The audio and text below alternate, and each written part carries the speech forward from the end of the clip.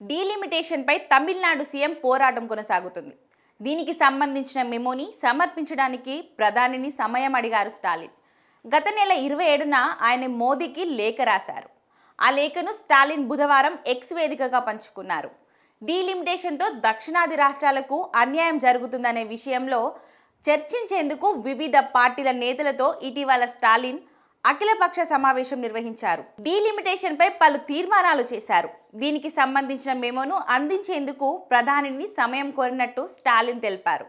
కీలక అంశాలపై మా వినతిని వినిపించేందుకు అత్యవసరంగా సమయం ఇవ్వాలని ఆయన ఈ సందర్భంగా అభ్యర్థించారు.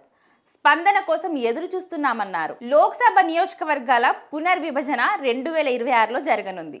ఇందుకు అనుసరించే విధి విధానాల వల్ల దక్షిణాది రాష్ట్రాలకు నష్టం వాటిల్లుతుందన్న ఆందోళన రేగుతోంది.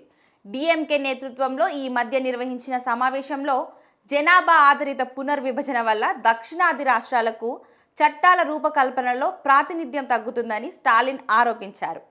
సొంత దేశంలోనే మనం రాజకీయ అధికారాన్ని కోల్పోయిన పౌరులుగా మిగిలిపోతామన్నారు. తమ నిరసన పునర్విభజనకు వ్యతిరేకం కాదని, న్యాయబద్ధంగా పారదర్శకంగా డీలిమిటేషన్ చేయాలని తాము డిమాండ్ చేస్తున్నట్లు తెలిపారు.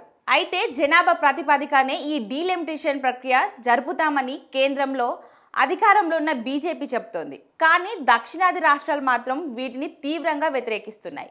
కేరళ, కర్ణాటక, తెలంగాణ, తమిళనాడు రాష్ట్రాలకు చెందిన వివిధ పార్టీల నేతలు స్టాలిన్ నిర్వహించిన సమావేశంలో అనేక తీర్మానాలు చేశారు.